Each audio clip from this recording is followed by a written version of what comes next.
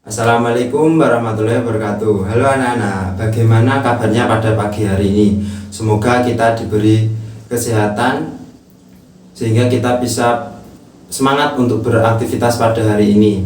Tentunya lebih semangat untuk mengikuti pembelajaran pada pagi hari ini. Di video pembelajaran hari ini, Bapak akan menyampaikan tentang materi rantai makanan. Sebelum kita masuk dalam pembelajaran hari ini, langkah baiknya kita berdoa terlebih dahulu. Berdoa dimulai. Berdoa selesai. Sebelum Bapak menyampaikan materi pada hari ini, Bapak akan menyampaikan tujuan pembelajaran yang harus kalian capai, yaitu yang pertama, siswa dapat menemukan pokok pikiran dalam bacaan dengan tepat. Yang kedua, siswa dapat menganalisis hubungan komponen ekosistem di lingkungan sekitar dengan tepat.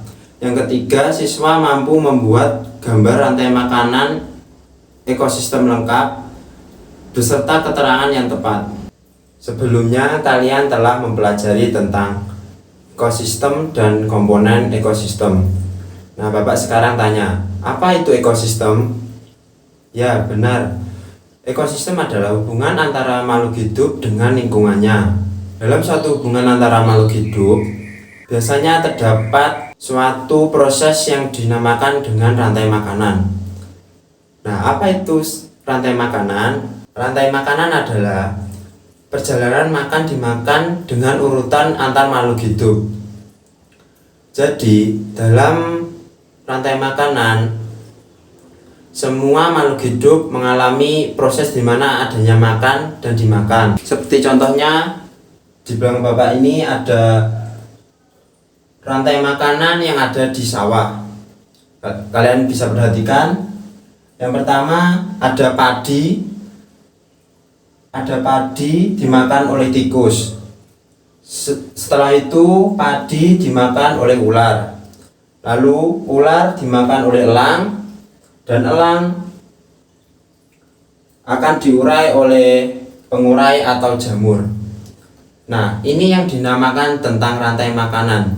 Jadi, padi dimakan oleh tikus, tikus dimakan oleh ular, ular dimakan oleh elang, dan elang mati dan diuraikan oleh jamur. Nah, bagaimana anak-anak? Kalian sudah paham tentang rantai makanan yang terdapat pada sawah. Tadi ada padi, tikus, ular, elang, dan jamur atau pengurai. Nah, sekarang kita akan belajar tentang komponen rantai makanan. Tadi kan rantai makanan saja. Kalau ini apa sih komponen dalam rantai makanan itu? Pertama yaitu produsen. Apa itu produsen? Produsen adalah makhluk hidup yang bisa menghasilkan makanan sendiri dengan cara fotosintesis. Seperti tumbuhan, bunga, dan lain-lain. Lalu yang kedua yaitu konsumen. Konsumen adalah pemakan makhluk hidup lain. Jadi konsumen 1 dan 2 ini terdiri dari herbivora, karnivora, dan omnivora. Lalu yang terakhir adalah pengurai. Pengurai adalah makhluk hidup yang menguraikan makhluk hidup yang sudah mati. Contohnya adalah jamur. Tadi yang pada gambar sebelumnya yaitu terdapat jamur sebagai pengurai ketika elang sudah mati. Nah, sekarang kita akan belajar tentang cara menentukan pokok pikiran atau ide pokok. Pokok pikiran itu biasanya disebut gagasan utama, gagasan pokok, atau ide pokok. Biasanya pokok pikiran itu terdapat dalam paragraf pada kalimat utama. Lalu bagaimana ciri-ciri ide pokok?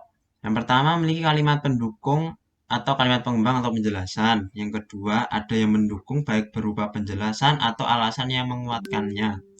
3, inti dari sebuah paragraf atau pusat pembahasan. Anak-anak sudah paham? Sudah paham, Bapak akan melanjutkan. Cara menentukan ide pokok.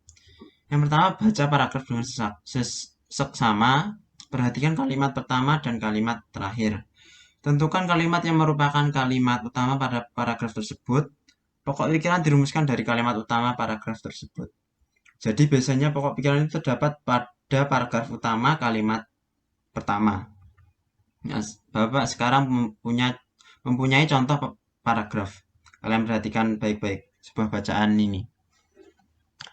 Rantai makanan pada ekosistem sawah perlu kita jaga dengan baik. Sebagai manusia, kita tidak boleh secara sembarangan melakukan perburuan di daerah persawahan.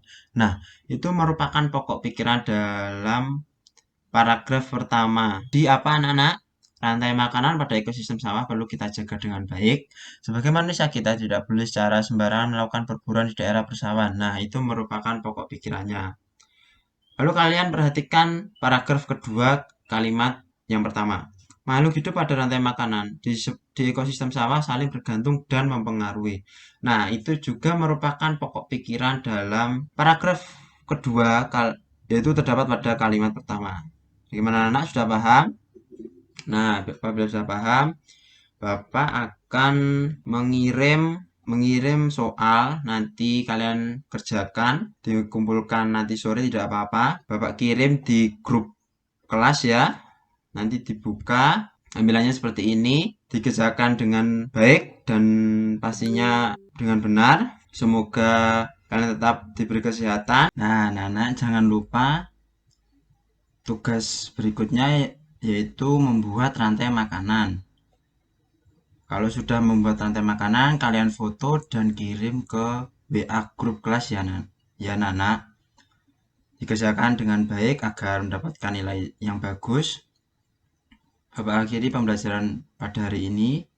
Assalamualaikum warahmatullahi wabarakatuh.